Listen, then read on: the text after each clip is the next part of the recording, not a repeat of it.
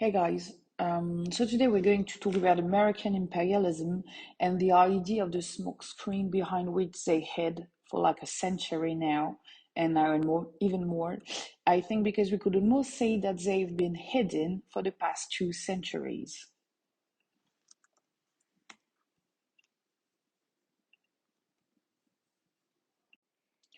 To begin, what happened previously in the world? The world as we know it has not always been the same. Frontiers have come and gone along the empires they epitomize. So here you got two pictures of the world 200 years ago, which is, for me, the starting point of American imperialism, or at least the wish for American imperialism. What you can see on the map of the 1820s is American territories and the fact that in orange, that's the Union, okay? And in dark green, it's Spanish territories. Well, when I say dark green, I mean Florida. That was bought in 1819. Otherwise, in light green, that's the Spanish territory. Uh, in Here you got the Oregon territory and the Missouri territory. Okay, so the light green one is actually Mexico, which will turn off in 1840, when it will become Texas, New Mexico, Arizona, California, Utah, and Nevada. Otherwise, the other territories were already part of the U.S. Well, kind of, because they did not have the standard of the states. On the other picture, there is South America, and I've decided to focus not only on South America, but on the Americas. Remember when we talked about Roosevelt and the corollary in the Spanish-American War? We are going to talk about it again, but this time we will talk about it from a different point of view, and I think it's going to be very interesting because I've learned many things digging into that, and I wanted to share those news. The image that you see on the left is the image of South America and Central America. And every time we think that it was the Spanish and afterwards they became free or whatever, we don't really know what happened. Well, the green part is Brazil, and Brazil was under Portuguese colonization, and the yellow parts are Spanish colonies. You can already find Peru, Argentina, Colombia, Venezuela, and and afterwards you've got Panama, which was at the time part of Colombia, and Guatemala and Costa Rica. And I have another fun fact on Costa Rica. Like, for example, it was named after the son, what the son of Christopher Columbus discovered. Because when they arrived in Central America, Christopher Columbus was sick. We're like in 1502, something 1503. So that's his son who went across the jungle to visit Costa Rica. And when he came back, he was like, "Oh, la Costa Rica," and the name stayed. And so I find that amazing. Anyway, the same thing happened for Venezuela, which means Little Venice, and many other countries in South America. Anyway, what you can see is that before the 1820s, the colonization is still important. However, something had started. The same way North America was granted its independence after the first American Independence War, there was afterwards the second Independence War in 1812. Well, this is what we say. Well, this was the spirit of independence spread across South America, and they started to fight for liberty. Last time we studied the Monroe Doctrine, and I explained to you that in 1823, in December, James Monroe, the fifth American president, spoke during his State of the Union address and explained the will for European countries to remain out of the Western Hemisphere. This is really important because actually there was an agreement between the British and the Americans, and well, this was said as a principle in which the rights and interests of the United States are involved across the American continent by different independent conditions, which they have assumed and maintain, are henceforth not to be considered as subjects for future colonization by any European power. This is important because at that time, America was nothing. Okay, it was just a country on a map. They had not even colonized. Well, when I say colonized, I mean they did not expand or had not expanded towards the Pacific Ocean yet. The British, when starting to lose their power, because, well, even though they had won against Napoleon, they were starting to lose of their superb. Uh, it's necessary to remind you that gold had not yet been discovered in Australia nor in South Africa. George IV was still king, soon to be William IV, actually. And the thing is that something happened in America and there was nothing needing to ally itself. On the right, well, they needed to ally themselves on the right side of history, which would become later the wrong side of history, but they did not know it yet. They wanted to become something. They wanted to become a country among other countries. And finally, this was the first step to becoming an empire. John Quincy Adams wrote this statement, and Monroe asked for the Europeans to remain out of the Western Hemisphere. And this was the first time we heard those words, Western Hemisphere, which literally divided the world into two. For England, the benefits were different. It was the idea of having a country not on their side but against the Spanish, and by having Spanish people out of the Americas, it would open new trade roads, and this was the goal of the British, so that they could diversify their trade. And at that time, finally, South America decided to take its independence. Adams, who wrote it and made an agreement with George Canning, the British Secretary of Foreign Affairs, would kind of be elected 4 years after, defeating Andrew Jackson. And, Adams was the son of John Adams, the second president, and of Abigail Adams, who was famously known to be one of the first female voice to ask for equality when she asked her president of her husband, do not forget the ladies. The thing is that we often forget that the British were the ones who asked for the Americans to draw the line, though I think they had it on their own. So it brings us to the mercantile theory and mercantilism. So mercantilism is an economic policy. Um, Wealth is power. Key to wealth is export more than import. European countries competed for what power needed colonies to provide necessary raw materials. What was the role of the material of what was the role of the colonies, you might ask? Well, it was to provide raw materials so the mother country does not have to import from other nations and market for exports, which meant a favorable balance for trade for England. The thing is that they had not discovered gold yet, so well, they were just fishing around and they were taking timber or tobacco or potatoes or spices, sugar, and other goods. The thing is that as they annexed the country and colonized it and enslaved their population, they did not have to pay for the workers and they had a monopoly on the distribution, which means that basically it was way better for them because when you don't pay workers, you have a monopoly on transportations, you make big profits. But the profit was not for an individual, it was for the country. And when I say country, I mean the kingdom. And when I say the kingdom, I mean the crown.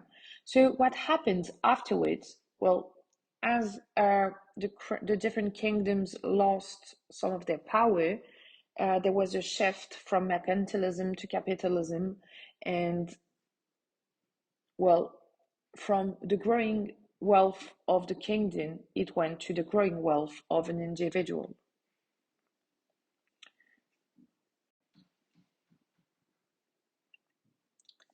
To finish with the previously in the world, in the 1840s, with the manifest destiny and the birth of American exceptionalism, you may know James O'Sullivan and his famous sentence that it was their manifest destiny to cross the continent and to take the whole land. As you can see with that painting called American Progress, where America is personified with this woman crossing the country from light, she goes to a darker place, but she's actually bringing light. And with that, she's bringing the telegraph, the railroad, and you can see the pilgrims. You can see the Indians being pushed away, just talking about the Trail of Tears from 1832 after the Indian Removal Act signed by Andrew Jackson. You can see wagons going from east to west. You can see in the background the New York port and the Hudson Bay becoming important trade ports. You can see the Indians being pushed away. So this painting, okay, American Progress, is the birth of American exceptionalism. And the idea, in fact, is not news. It originated from those sentences pronounced by John Winthrop. For we must consider that we shall be a city upon a hill, the eyes of all the people are upon us. And when you read the whole paragraph, so that if we shall deal fastly with our God in this work we have undertaken, and so cause him to withdraw his present help, well, the last sentence is the good land whither we are going. So when he's saying that, he says that it means actually that they think they're better than anyone. And this is the Protestant faith, okay? Those people are the chosen ones, the ones who were to colonize this continent that had been offered to them. They have been chosen to export their beliefs, and this last sentence, to consume out of the good land whither we are going, it meant that the continent was theirs. And what we are going to see afterwards is that the birth of imperialism did not, well, I don't think it started with the Spanish-American War, but it actually started when American people, or the Puritans or the Pilgrims, set foot on the continent. So this is my opinion. Little things like American exception was born when Luther nailed his proposition and Calvin created his Geneva Church. Of course, Luther, the reforms of 1517, but the 95 theses that originated in Germany were taken again by Calvin in Geneva in 1547, but it was because of the religious war between Protestants and Catholics that people had to flee. So that's the reason why. And also, American exceptionalism was born out of the Elizabethan era, the Jacobin Reformation. So basically, once Manifest Destiny was done and the U.S. expanded towards the Pacific Ocean, so it was like a continent from coast to coast, a country from coast to coast. There was also a switch in people's mind, and that's why I'm going to talk about Adam Smith, the robber barons. You already know about the robber barons. Anyway, so Colbert, Jean-Baptiste Colbert, okay, the French guy, he was the spirit of mercantilism to enrich Louis XIV. So in the Spanish Empire, lots of its magnificence, when the industrialization started out and boomed from enriching the colonies and the crown, people went on crusades for themselves. And then Adam Smith arrived. So he was born in Scotland in 1723 and he entered Glasgow University at the age of 14. He won a scholarship to Oxford, where he spent 6 years. He later returned to Scotland, where he lectured, first at Edinburgh University and subsequently at Glasgow University. Following his appointment there as professor of moral philosophy, afterwards he toured in France and came to contact with writings of the physiocrats. His major work, is The Wealth of Nations. It was published in 1776 and laid the foundations for the future development of the subject. The following is a summary of the main points. Adam Smith believed that individuals pursuing their own selfish interests actually worked for the benefit of society as a whole. He argued that if free to pursue his own self-interest, each individual was led by an invisible hand to promote an end that was no part of his intention. To earn profits, businessmen must produce what customers want, and price was the signal to businessmen to produce the goods which the public most wanted. He was an advocate. Of free international trade. He believed that countries, like individuals, should specialize. International trade meant countries could not only consume items that they were unable to produce, but also find an outlet for excess or surplus produced. While he was opposed to government intervention in economic affairs, Smith did not see a limited role for a government in providing the framework within which private enterprise could flourish. So, if I summarize what I've understood from capitalism, it's the idea that you're an individual, you enrich yourself, and by enriching yourself, you enrich your country because you're going to pay taxes and things like that. And you're going to produce, well, you're going to create employment, and with employment, you're going to pay taxes and that. So everything works. And by producing goods, people are going to, buy your goods. So they're going to consume. And by consuming, they're going to spend money, the money that they're going to earn by working. So it's like a cycle. 19th century, there was a monopoly between those guys, Carnegie, Rockefeller, Hill, Preston. The idea of the self-made man, the idea that from nothing they built everything because it was the beginning and there was actually nothing. So the shift from mercantilism to capitalism is here in the idea that the goal was to enrich to a country by creating more capital that would subsequently be used to help other individuals. So it's also the birth of individualism as we know it. And all of that brings us to the beginning of the 20th century and a little focus on the Spanish-American War. So it was an 1898 conflict between the United States and Spain that ended the Spanish colonial rule in the Americas and resulted in the US acquisition of territories in the Western Pacific and Latin America. Okay, here you can see in Cuba, you can see Guam, and you can see the Philippines. The growing popular demand for US intervention became an insistent chorus after the still unexplained sinking in Havana harbor of the American battleship USS Maine, which had been sent to protect US citizens and property after anti-Spanish rioting in Havana. The ensuing war was pathetically one-sided since Spain had ridded neither its army nor its navy for a distant war with the formidable power of the US.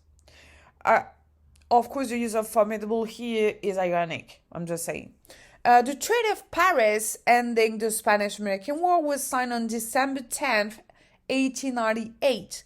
In it, Spain renounced all claim to Cuba, ceded Guam and Puerto Rico to the United States, and transferred sovereignty over the Philippines to the US for $20 million.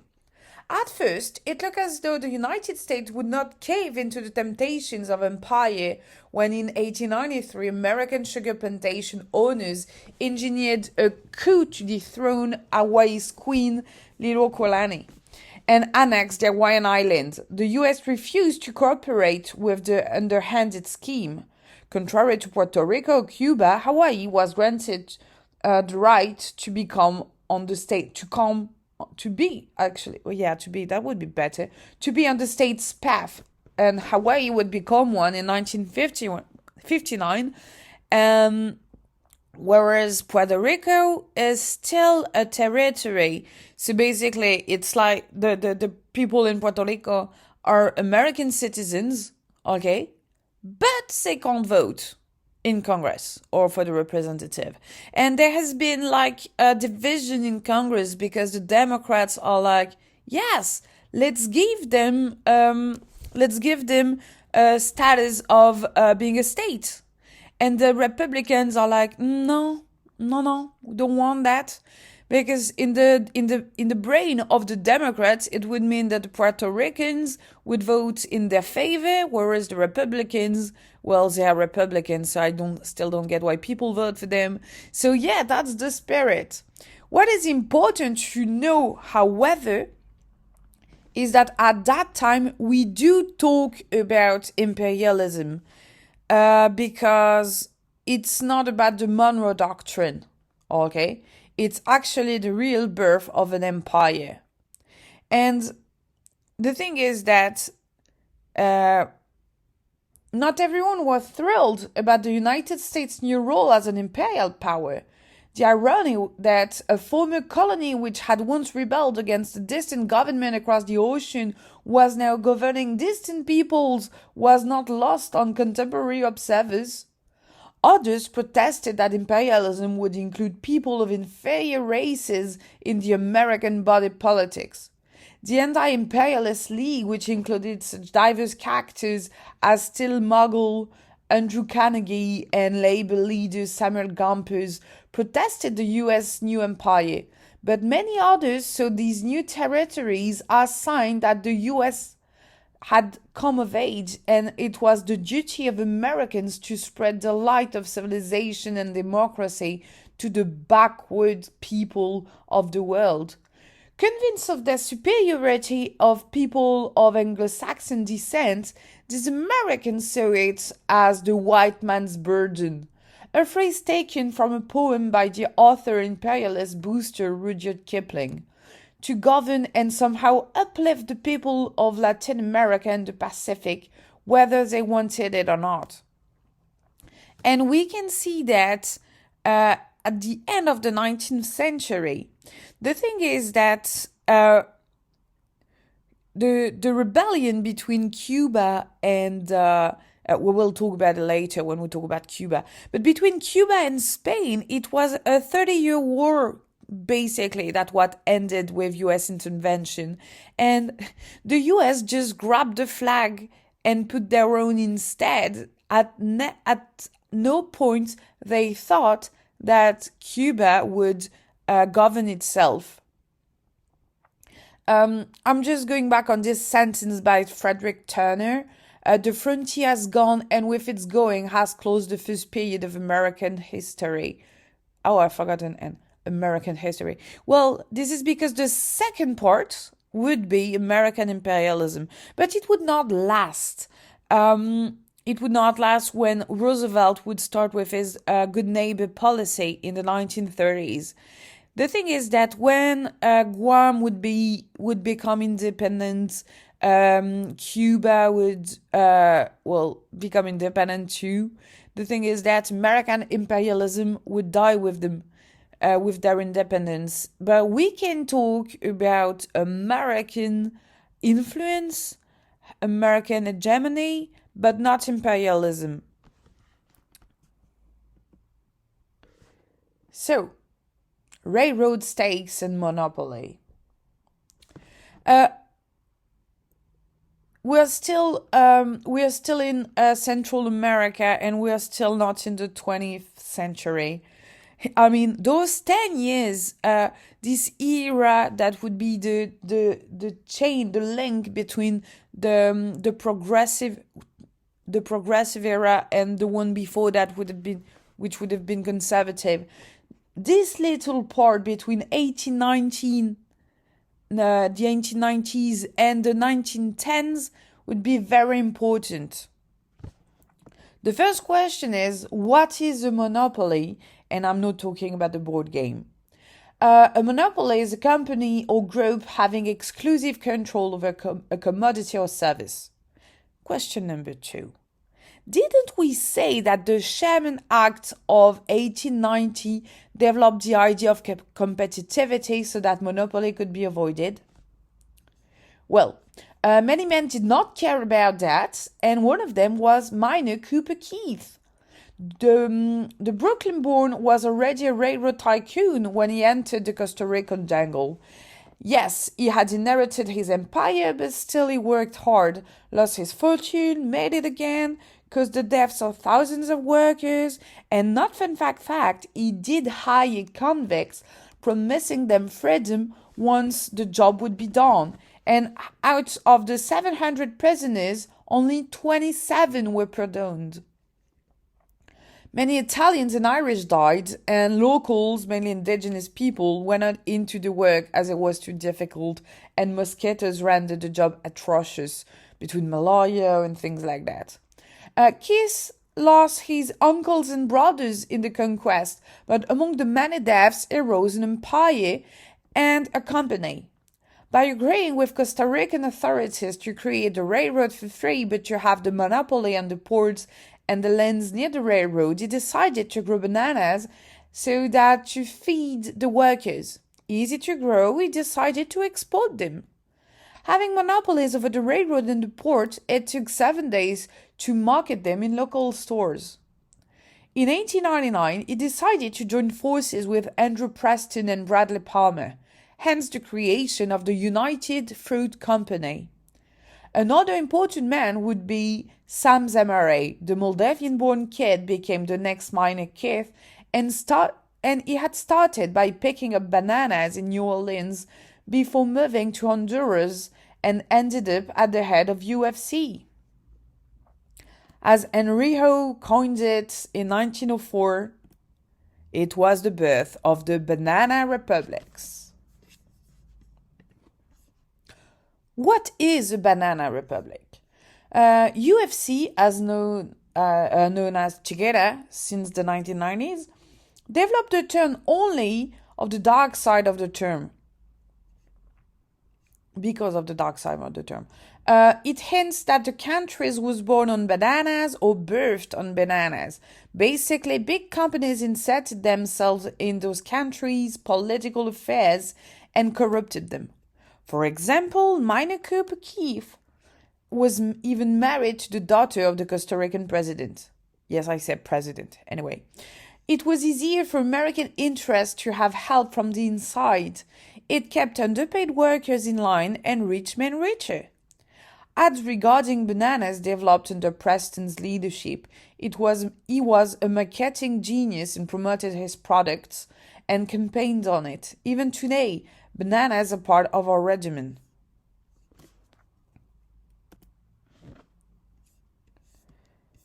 Many stories happened afterwards. For example, let's talk about Bogota in Colombia and the uprising and the massacre. The story of the 1928 banana massacre is completely less known than other things that happened, but it would become the first of many instances in which the UFC used governmental power to suppress workers' rights. Although some, like Colombia's House Representative Maria Fernanda Cabal, have claimed that the 1928 banana massacre is a communist myth, the slaughter itself has never been historically disputed. By the 1920s, the UFC controlled fruit plantations in Jamaica, Cuba, the Dominican Republic, Guatemala, and Costa Rica. It also owned chunks of Colombia and Ecuador. In Central America, UFC was widely known as El Pulpo, the octopus, with its tentacles everywhere. The company transported its fruit to North America and Europe with its 100 refrigerated ships known as the Great White Fleet, which at the time was the largest private navy in the world.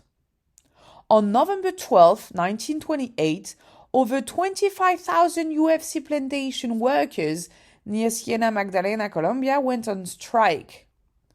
According to Workers' Massacre of 1928 in the Magdalena Zona Bananera by Jorge Enrique Elias Caro and Antonio Vidal Ortega, the strike was in response to the UFC's use of subcontractors and essentially freelancers, which allowed it to save money by not paying legal labor benefits. On the evening of December 5th, 1928, striking UFC workers gathered together for a public demonstration in the main square of Ciénaga. After Sunday Mass ended, they were also joined by their families, wives and children. Although Governor Núñez Roca decreed for the demonstration to end, the workers claimed that the governor was making this decision with UFC that the authorities were clearly defending the interest of the company and the local banana crusade. So what happened, you might ask? It was awful. Basically, when they outed the church after Sunday Mass, the army was there, and they were like, you've got 5 minutes to get out, otherwise we open fire. Except that when you've got wives and children and people, it was not a demonstration. It was an aftermath gathering, and it would turn in a mass shooting. So, well, the strikers were asking for a better benefits and better wages. The thing is that in order to remain profitable, UFC had to cut on costs, and the workers' salary was one of them, so were the benefits. And just think that we are a year away from the Great Depression, but still things were started to go south, and not south like South America, okay? Just like the economy had not plummeted, however, it was not rising anymore. The surprising thing is that a telegram was sent from the Bogota embassy to the U.S. Secretary of State on December 29, 1928, stated, I have the honor to report that the legal advisor of the UFC here in Bogota stated yesterday that the total number of strikers killed by the Colombian military authorities during a recent disturbance reached between 500 and 600, while the number of soldiers killed was 1. So here it states that the authorities were with the UFC. So basically there was a link between the Colombian authorities and the US government, and they worked together against the population. So what would be interesting to know is what was their take on that. Would it been like UFC was paying the government, like at least it was people had jobs and everything, but there is always another side to that. Which brings us to a sharp change in ways of thinking, and with that comes Franklin Delano Roosevelt and his 1933 speech on the Good Neighbor policy. The Good Neighbor policy became the popular name for the Latin American policy pursued by FDR. The approach marked a departure from traditional American interventionism, though the diplomacy of Secretary of State Colonel Hall, he was hateful to Latin Americans. The U.S. renounced its right to unilaterally intervene in the internal affairs of other nations at the Montevideo Conference in December 1933. And at that time, the Platt Amendment, which sanctioned U.S. intervention in Cuba, was abrogated, and the U.S. Marines would withdrawn from Haiti in August 1934. So Roosevelt's idea of the Good Neighbor policy was like, okay, we are in the same ship and we must row in the same direction. It would last until the end of the Second World War. Afterwards, with the rise of the Cold War, and things would change. But as you can see on those pictures, Roosevelt was kind of close to some dictators, like, for example, Somoza in Nicaragua, or Batista in Cuba. But in this first part, we are going to focus on Cuba. What you know about Cuba is, in 1962, there was the Bay of Pigs debacle, and from that,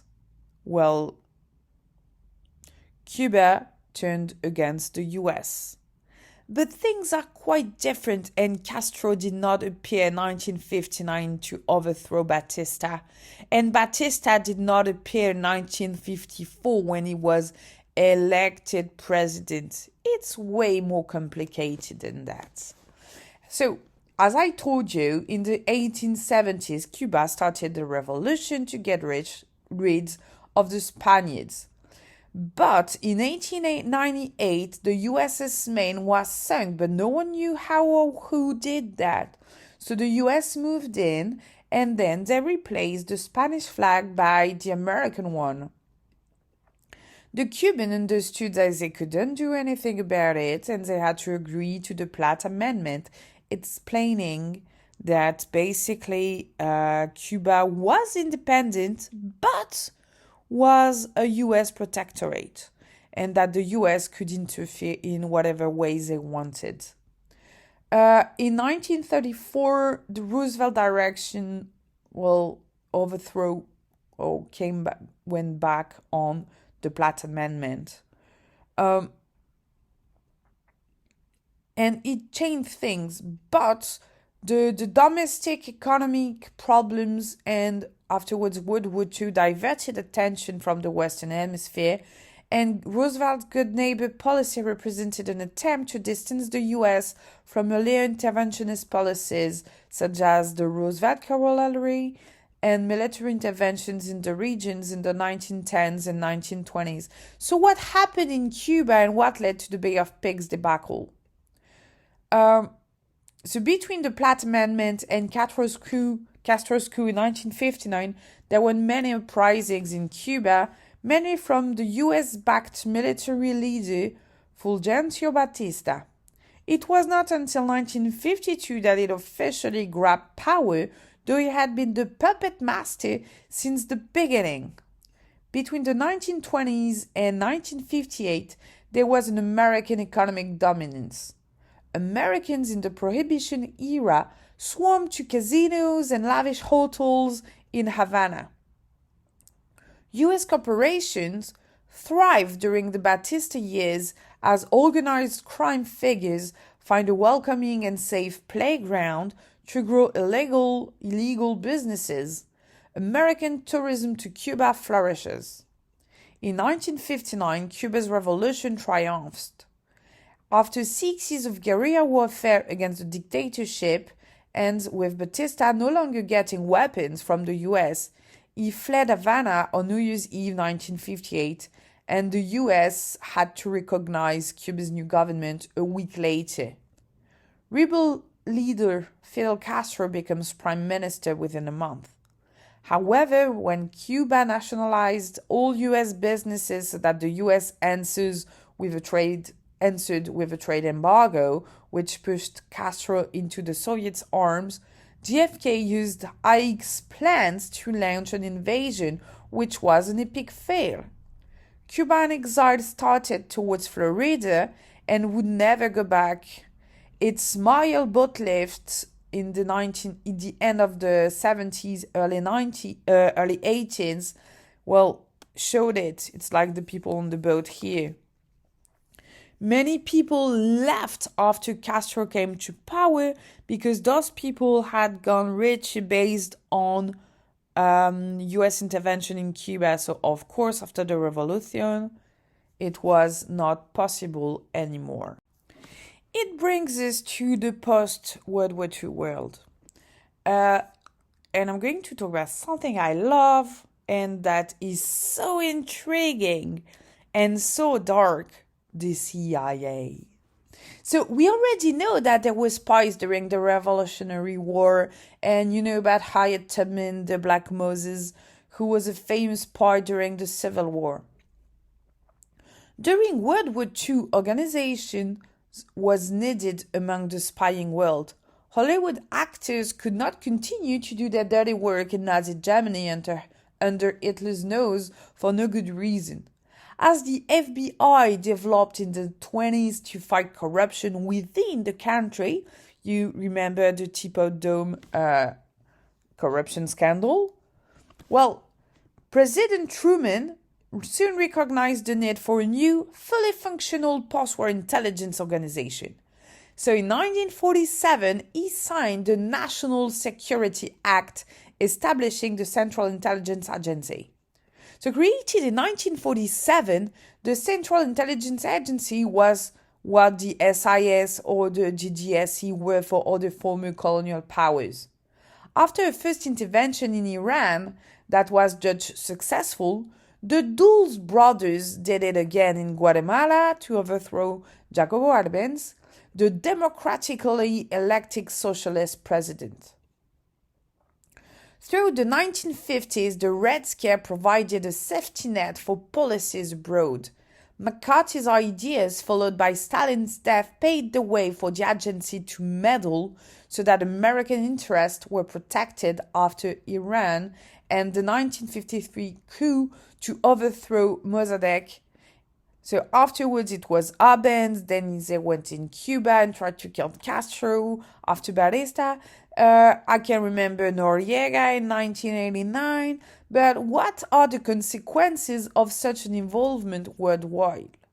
Just to know the players. We've got the younger brother of US Secretary of State John Foster Dulles. Allen Dulles was recruited by Colonel William Donovan for the OSS, an intelligence service. After the CIA was established in 1951, he was deputy director, and he was appointed director by Dwight Eisenhower, known under the nickname Ike. The agency was effective in a number of major operations, and I've got to say we still don't know half of it. So the main operations in which the Dulles brothers were involved aim at containing communism and soothing old Ike's fear of the domino theory. Though originally focused on the Asian continent, the second Red Scare led the CIA to be involved worldwide and closer to home than they thought. So before jumping into conclusion that American people are bad people, it's necessary to understand that the US, though it had imperialist views in the past, thought itself as a savior and wanted to protect the Western Hemisphere from other invasions. Okay, and this is the Monroe Doctrine from 1823. The different interventions were done in the name of security, though it allowed them to protect US economic interests. So the main point is seeing the bigger picture from a worldwide point of view, which is necessary, not only an Americanocentric view. For example, I talked about Iran 1953 because there was Mossadegh had been elected. He was nationalizing BP, okay, British Petroleum. The CIA intervened. However, also it was between the US and the USSR. And the thing is, the world was basically a chess game, okay, the chessboard game. And when the USSR moved a pawn, well, the US did it too. And this was the rhythm of the second half of the 20th century. That's why we are talking about a bipolar world, because every time there was a move on one side, well, there were repercussions on the other side. And the fear was to see the capitalist model disappear for the communist one. And though we know that Stalin managed to put the USSR as a growing country in the 1940s, Hitler did the same thing, and we saw how it ended, okay? And Stalin used gulags to make people work, and we see what has become of Russia today and how communism collapsed. The thing is that it's a war based on two opposite ideologies, and each model feared the other one. So fortunately, we had the third world, which is what Nasser called the country that were not involved, and things changed at that point. So let's just talk about Guatemala, and I will finish in the 1960s for this first round because you're going to hate me. I just wanted to talk about Guatemala because this is amazing what happened. I mean, come on, people. Uh, democratically elected socialist president Jacobo Alben Guzman announced his withdrawal from power to allow leader Carlos Castillo Armas to lead the country through the 40-year-long civil war to be. We are on June 27th, 1954. And you might think, what did really happen and why? And it all goes back to the Banana Republic scheme and UFC. Because after Jorge Ubico was elected being the only one on the ballot, a military dictatorship with a pro-USA stance was that helped by different tax exemptions started. So, leading a huge repression against the people that crossed him, Ubico had to resign and General Federico Ponce Valdez arrived, and he was part of a coalition chosen by the former dictator. So, the moment between Ubico's resignation and Alben's election is called the 10 Years' Spring. He led agrarian reforms such as Decree 900 that aimed at giving unoccupied land to normal people, and he would be overthrown by a joint CIA and Castillo Armas coup, as UFC would be at loss because of the agrarian reforms. So to justify the intervention, the Monroe Doctrine and its corollary were invoked, and Arbenz was presented as a communist during a McCarthy-led era.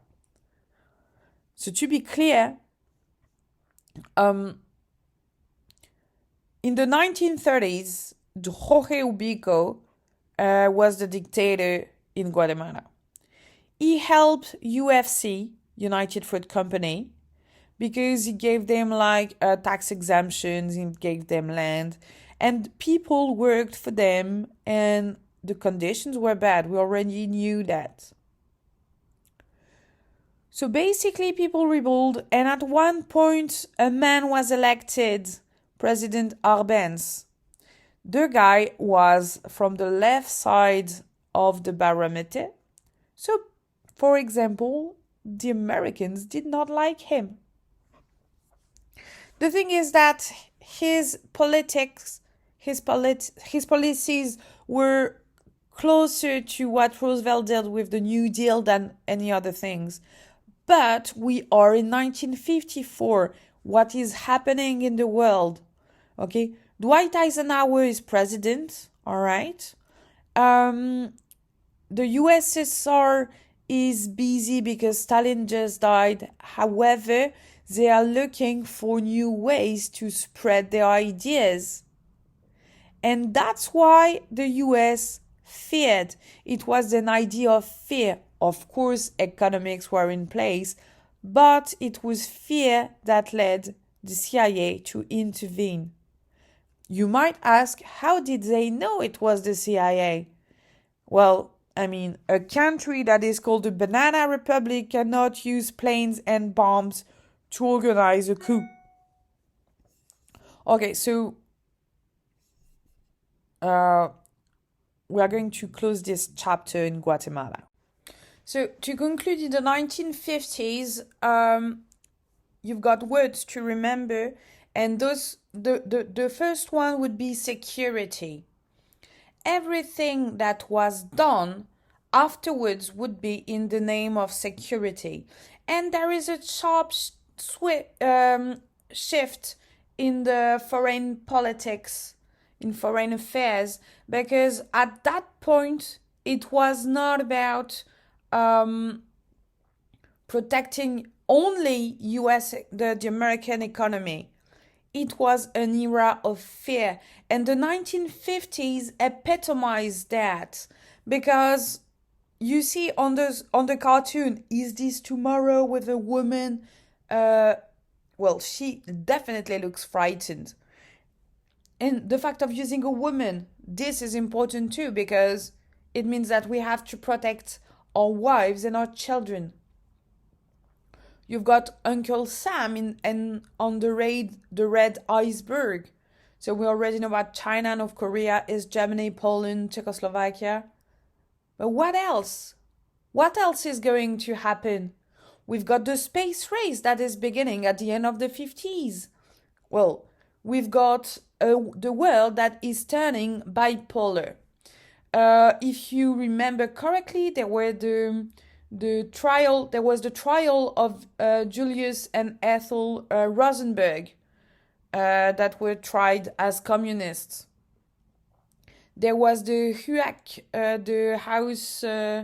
the committee in Hollywood that was fearing that many screenwriters were communist and were spreading their ideas in movies.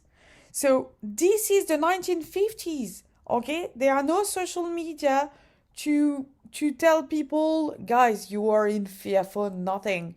Okay, the beginning of the 50s was the Korean War. Okay, people were fighting for 3 years to have an agreement of the 38th parallel. France had just finished its war in Indochina, on Indochine, anyway. So this is very peculiar, and we are not talking about imperialism anymore, and this is what is important, okay? After America spread its Marshall Plan and its European Recovery Program after World War II, well, Russia, the USSR wanted to do the same with the Zhdanov Doctrine. So it's two worlds, two ideas, but imperialism is not there anymore. Okay? It's soft power, sometimes with weapons, but still kind of soft. They did not use the nuclear bomb except on Nagasaki and Hiroshima. And, well, this is not the spirit, nor the use of pesticides. This is not the point. The thing is that American imperialism stopped during the Great Depression. Afterwards, it was fear that led the actions of the country and of its political figures. Eisenhower, with his domino theory, was fearing the USSR. Culturally speaking, it was fear too.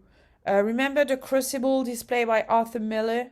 Well, fear during the McCarthy era. And this is what is needed to be understood. We talk about imperialism, but this is not people being governed without their consent anymore. Well, it is when it comes to dictatorship, but it's US intervention because they are afraid in the name of security.